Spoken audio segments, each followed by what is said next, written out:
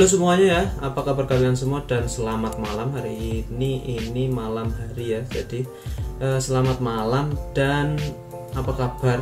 Udah ya, apa kabarnya? Semoga keadaan kalian baik-baik saja, dalam keadaan sehat juga. Yang sedang bermasalah di pengadilan semoga cepat selesai, dan yang sedang bermasalah di rumah, ada masalah semua keluarganya, semoga cepat teratasi juga. Jadi udah masuk beberapa pertanyaan ya. Ini pertanyaannya belum saya baca dan nanti spontan untuk menjawabnya ya. Jadi udah ada beberapa pertanyaan dan langsung saja kita jawab, mulai dari pertanyaan pertama di segmen curhat masalah keluarga. Oke. Untuk intronya udah di depan ya, dan saya ingatkan lagi buat yang pengen curhat atau buat konsultasi seputar hukum keluarga atau seputar masalah seputar keluarga juga, silahkan hubungi nomor yang di depan. Dan langsung aja, ini pertanyaan yang pertama dari Mbak Anabella. Ini perempuan ya kayaknya.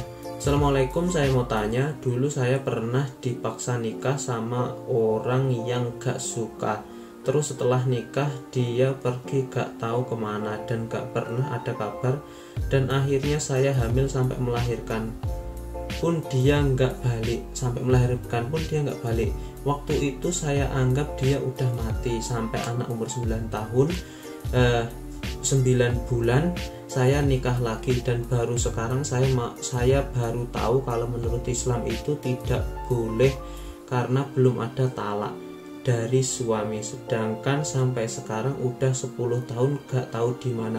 Terus apa yang harus saya lakukan agar pernikahan saya sekarang diridhoi Allah? Karena sudah ada anak 3, tolong bantu banget jawabannya, terima kasih. Oh, ini tiba-tiba suaminya yang dulu menghilang, setelah itu ditungguin kok nggak balik-balik, akhirnya Mbak Anabel ini nikah lagi sampai punya anak 3, dan dia risau karena belum ditalak sama suaminya. Apakah pernikahannya sah? Jadi kalau menurut analisa saya, ini pernikahan yang kedua ini berarti pernikahannya siri, atau mungkin kedua-duanya pernikahannya siri ya.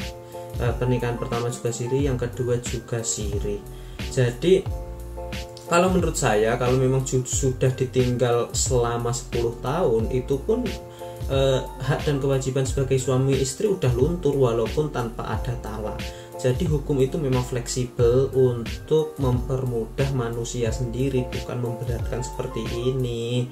Tuhan pun pasti juga tahu suami yang pertama itu brengsek ya, udah pergi 10 tahun, ninggal anak nggak ada kabar, lahiran pun nggak ada kabar, masih dipikirin. Udah santai aja, tetap sah kok. Udah 10 tahun itu kalau di undang-undang perkawinan, seseorang yang meninggalkan 2 tahun lawan kawinnya itu sudah bisa diajukan gugatan ke pengadilan, dan itu menjadi alasan yang kuat untuk perceraian juga. Jadi nggak usah dipikirin, dan menurut saya tetap sah juga. Menurut agama juga tetap sah kok. Oke. Untuk pertanyaan yang kedua, ini dari nggak tahu ini namanya ya, disembunyikan. Pengalaman aku dan adikku setelah usahanya bangkrut, meninggalkan hutang, istri gugat cerai alasan gak tahan dan kesusahan, dan keluarganya merasa kehormatan martabat keluarganya tercoreng. Awalnya mencoba bertahan dan gejalanya selalu banyak alasan. Akhirnya dia sudah kawin duluan, faktor ekonomi dan supportnya orang ketiga yang tidak mau dipermasalahkan. Apakah hal itu wajar dalam berkeluarga? Sepengalaman saya, selagi menangani kasus, pasti banyak sekali perceraian itu karena pihak ketiga, dan biasanya yang mengajukan gugatan itu yang buru-buru mau nikah. Biasanya yang buru-buru mau nikah, segera buru-buru mengurus akta cerainya, biasanya dibiayai juga oleh pihak ketiga, itu banyak sekali. Namun saya pikir di kasus ini memang istri Mas dalam keadaan bangkrut, Mas ditinggalkan, itu berarti Mas memang salah istri. Ini salah cari istri di awal, maunya senengnya aja, waktu susah nggak mau, ya brengsek istrinya emang. Ya ini pilihan yang tepat ditinggalkan. Nanti buktikan kalau Mas bisa kaya, dan nanti lamar lagi, setelah dilamar ditolak lagi ya. Oke, jadi memang kayak gitu ya biasanya. Walaupun saya belum ngalamin secara langsung, tapi memang kayaknya banyak sekali kayak gitu, perceraian yang dibiayai oleh pihak ketiga atau selingkuhannya agar segera cepat resmi pernikahannya, seperti itu. Untuk pertanyaan selanjutnya dari Mbak Fatimah, ini ya Fatimah. Assalamualaikum, saya berantem sama suami sampai suami ngajak cerai gara-gara setelah setahun menikah saya jujur bahwa saya menikah sudah tidak perawan lagi. Apakah istri seperti saya harus diceraikan atau dipertahankan? Tetapi saya udah berbuat. Ini pertanyaan yang bagus banget ya. Ini aku sampai nggak kepikiran. Kalau sudah tidak perawan itu boleh diceraikan apa enggak? Kalau menganut di undang-undang perceraian, undang-undang pernikahan, undang-undang perkawinan, undang-undang 1 tahun 1974, di situ disebutkan bahwa alasan-alasan perceraian itu antara lain bentar saya carikan ya.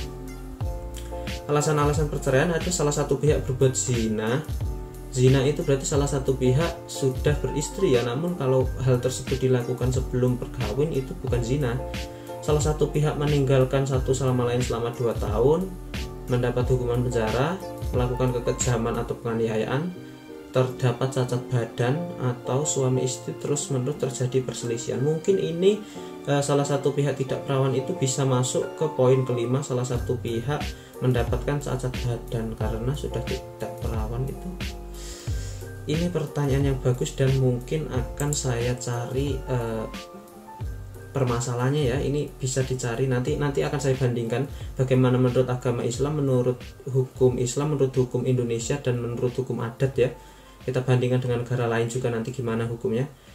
Ini untuk pertanyaan ini kita skip saja ya. Ini kalau menurutku sih karena pernikahannya udah setahun, ngapain kok jujur.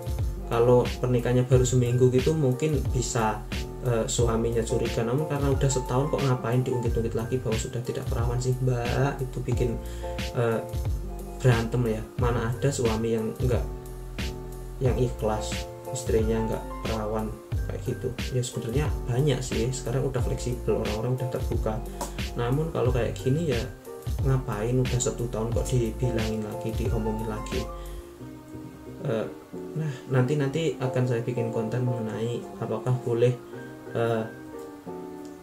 menceraikan istri ketika sudah tidak perawan waktu dinikahi. Oke, skip, pertanyaannya bagus sekali dari mbak itu tadi. Pertanyaan selanjutnya dari Aviona, Mbak Aviona. Assalamualaikum warahmatullahi wabarakatuh. Waalaikumsalam. Saya digugat istri saya. Oh ini cowok ya.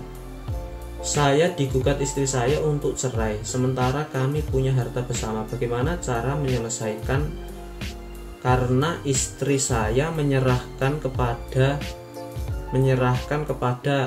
anak. Apa yang harus saya lakukan? Mohon pencerahannya. Oh, berarti untuk harta gonok ini mau tidak dibagi dan diserahkan kepada anak, dihibahkan kepada anak, diwariskan kepada anak. Jadi ini sudah saya bahas sebelumnya mengenai apabila harta gonok ini langsung diwariskan kepada anak. Yang dinamakan waris itu ketika si pewaris itu sudah meninggal. Ketika masih hidup itu disebut hibah. Kalau dihibahkan kepada anak, kalau memang kedua belah pihak setuju itu nggak masalah. Namun ketika salah satu pihak masih keberatan atas pembagian harta gonok ini yang diwariskan kepada anak, yang dihibahkan kepada anak, itu yang akan menjadi masalah. Lebih baik ketika salah satu pihak memang tidak setuju untuk dihibahkan kepada anak, lebih baik memang dibagi secara rata. Kalau memang tidak sepakat, silahkan diajukan gugatan ke pengadilan agama. Seperti itu ya jawabannya. Langsung ke pertanyaan selanjutnya. Assalamualaikum, saya ingin bertanya, kalau suami di penjara apakah istri boleh nikah lagi atau nikah siri buat menafkahi anak-anaknya? Jadi kalau di alasan perceraian itu ketika salah satu pihak, entah suami entah istri, itu dihukum penjara 5 tahun, itu bisa menikah kembali, itu bisa menjadi alasan untuk perceraian. Namun kalau mau menikah lagi lebih baik diceraikan dulu dengan suaminya. Jangan yang di penjara masih status suami, setelah itu nikah lagi. Walaupun nikah siri itu bahaya, nanti bisa menimbulkan dampak di belakang yang lebih ribet. Jadi jangan sampai nikah siri, jangan sampai nikah kedua kali dengan cara diam-diam, itu lebih bahaya lagi ya. Jadi kalau memang di penjara yang sabar, kalau memang udah nggak sabar silahkan diceraikan dulu, yang ya jangan sampai nikah siri. Oke, selanjutnya ke pertanyaan selanjutnya dari Mbak Nisa ya ini. Assalamualaikum, apa hukumnya jika suami suka ngancam akan nikah lagi? Jadi kalau suami ngancam nikah lagi itu kalau menurut saya itu sudah termasuk talak, karena kata-kata talak itu tidak baku dan berbeda-beda pengucapannya. Kalau menurut saya pengen nikah lagi itu, mengancam nikah lagi itu sudah termasuk talak. Jadi kalau memang sudah tidak bisa diomongin dengan baik-baik, suami tetap mengancam mau nikah lagi, silahkan ceraikan saja. Kalau memang Anda siap untuk dimadu ya nggak apa-apa, lanjutkan. Tapi kalau memang nggak mau diteruskan ya nggak apa-apa ya Mbak Nisa. Lebih baik cari yang lain daripada sampai bertahun-tahun disakiti oleh laki-laki yang jahat, suami Anda. Pertanyaan selanjutnya ini dari Nano. Ini namanya samaran ini pasti. Assalamualaikum warahmatullahi wabarakatuh. Mohon maaf sebelumnya ya, saya tanya. Saya sering lihat postingan iklan-iklan khusus untuk kaum pria yang ingin kuat, tahan lama, panjang, besar. Nah, gimana menurut hukum Islam? Halalkah, bolehkah? Apa tidak termasuk merubah ciptaan Allah? Mohon pencerahannya, terima kasih. Ini untuk kayak gini kayaknya bukan background pendidikan saya. Kalau untuk hukumnya kayak gini saya nggak bisa jawab ini. Saya nggak bisa jawab ini halal apa haram, nanti malah salah saya. Ini harus disertai hadis yang benar ini. Jadi skip pertanyaan kayak gini, saya nggak bisa balas, nggak bisa jawab, mohon maaf.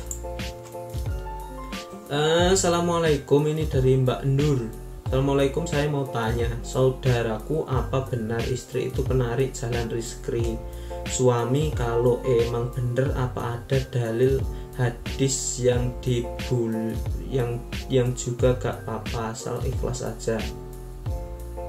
Oh, apakah benar istri itu penarik jalannya rezeki? Kalau emang benar, apa hadisnya? Untuk hadisnya saya nggak tahu, tapi banyak kabar yang beredar bahwa pernikahan itu akan mendatangkan rezeki. Ketika pernikahan itu rezeki akan bercampur menjadi satu, entah itu rezeki suami, rezeki istri, dan rezeki anak juga. Karena tidak mungkin zaman sekarang itu mati kelaparan, jadi nggak usah takut. Rezeki yang diperoleh dalam sebuah keluarga itu udah rezekinya bersama, bukan rezeki suami saja dan bukan rezeki istri saja. Jadi tetap tenang dan kuasai keadaan. Jangan berantem gara-gara rebutan rezeki, ini rezeki siapa. Jadi menurut saya rezeki yang diperoleh dalam keluarga itu rezeki bersama, entah itu suami, istri, atau anak. Oke, itu karena udah panjang banget, udah mau 15 menit. Itu aja pertanyaannya, sudah 8 atau 9 pertanyaan tadi. Seperti biasa saya ingatkan lagi, untuk yang mau curhat masalah keluarga atau mau konsultasi tentang hukum keluarga atau perceraian, silahkan hubungi nomor di depan tadi. Dan seperti biasa, semoga bermanfaat. Silahkan diambil manfaatnya. Apabila ada yang buruk, ketawain aja. Dan seperti biasa saya ucapkan terima kasih.